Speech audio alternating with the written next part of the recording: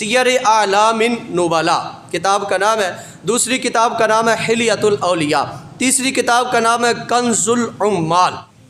ابو مسلم خولانی رضی اللہ تعالیٰ عنہ یمن کے اندر رہتے تھے۔ ایک بدبخت اٹھا، اسود انسی اس کا نام ہے، اس نے کہا میں آخری نبی ہوں، مجھے نبی مان لو۔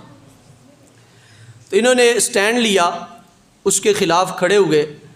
تو جب یہ خلاف کھڑے ہوئے تو اس نے اپنے چیلوں کو بھیجا، ابو مسلم خولانی کو گرفتار کر کے میرے پاس لاؤ۔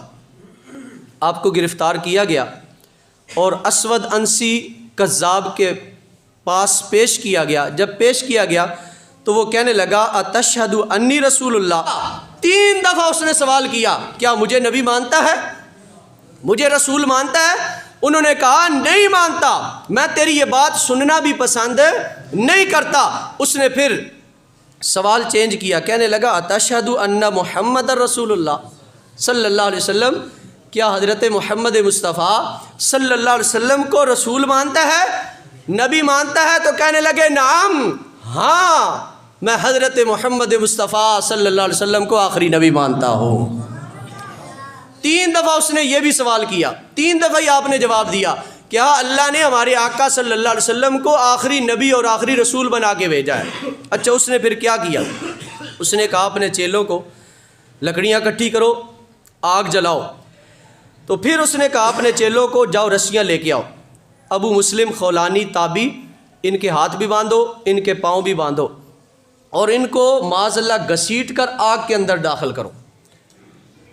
تو جب وہ رسیاں لے کے آئے تو ابو مسلم خولانی تابی کہنے لگے ان سے کیا کرنا ہے؟ کہنے لگے اس سے باندھ کر تمہیں آگ میں ڈالیں گے۔ باندھنے کی کیا ضرورت ہے؟ ہم نے سچے نبی کا کلمہ پڑھا ہے، ان کی ختم نبوت کو ماننے والے ہیں، میں خوشی سے جھوم کے چھلانگ لگاؤں گا، چلو کہاں آگ ہے میں خود اس میں چھلانگ لگاتا ہوں۔ اور دوڑتے دوڑتے بھاگ کر انہوں نے خود آگ کے اندر چھلانگ لگا دی۔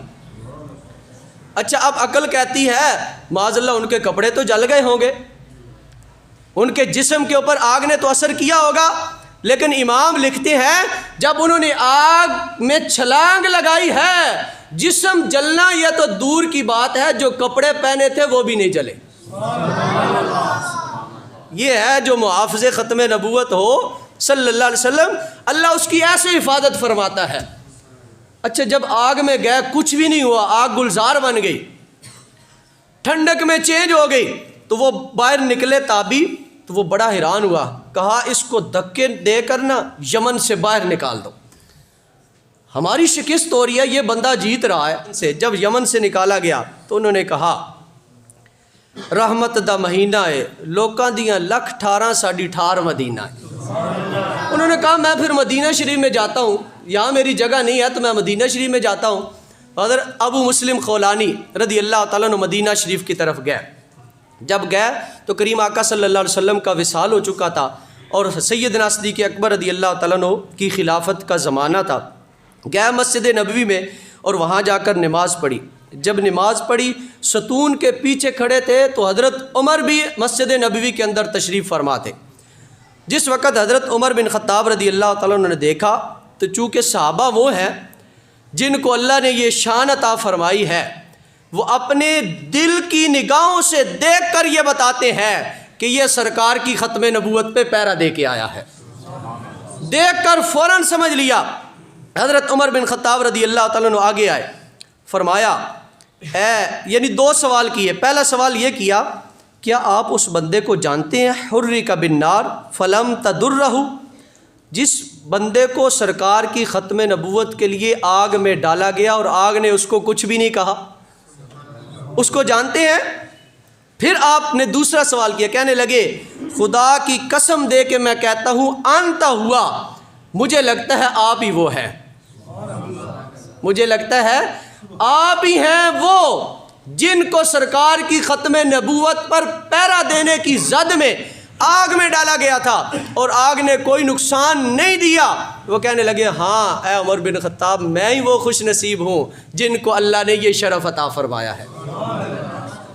اچھا اس کے بعد کیا ہوا؟ حضرت عمر رضی اللہ تعالیٰ عنہ بیٹھے تھے اور کھڑے ہو گئے، اور کھڑے ہو کر دونوں ہاتھوں کو کھول کر نا اس تابی کو اپنے سینے سے لگایا اور ساتھ سینہ دبایا اور مسکرائے اور مسکرا کر اپنے نورانی ہونٹوں سے اس کی پیشانی کا بوسہ لے لیا.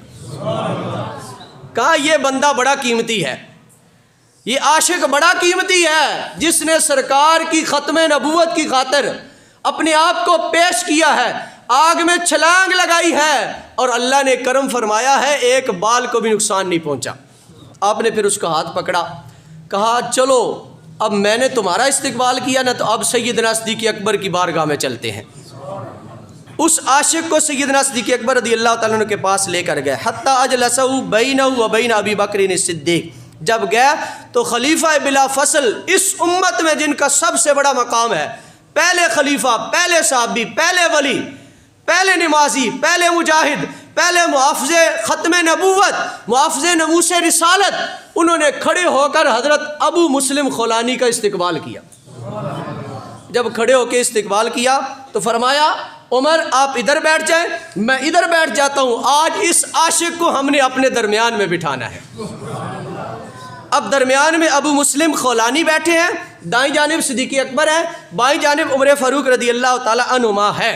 اس کے بعد حضرت عمر رضی اللہ تعالیٰ عنہ نے اللہ کی بارگاہ میں اپنی شان اور اس کی شان کو بیان کیا. کہنے لگے الحمدللہ الذی لم یمتنی حتی ارانی فی امت محمد صلی اللہ علیہ وسلم من فعل بی کمن فعل بی ابراہیم خلیل الرحمن. کہنے لگے یا اللہ تیرا شکر ہے, عمر کو تو نے اس وقت تک موت نہیں دی جب تک اس عاشق کا دیدار نہیں عطا فرمایا. یا اللہ تیرا شکر ہے, آج اس عاشق کا مجھے دیدار ملا ہے جن کو حضرت ابراہیم علیہ السلام کی طرح آگ میں ڈالا گیا تھا. جیسے آگ نے ابراہیم علیہ السلام کو کچھ نہیں کہا, ابراہیم کے صدقے, حبیب کے صدقے اللہ نے سرکار کے عاشق کو بھی آگ سے بچا لیا ہے.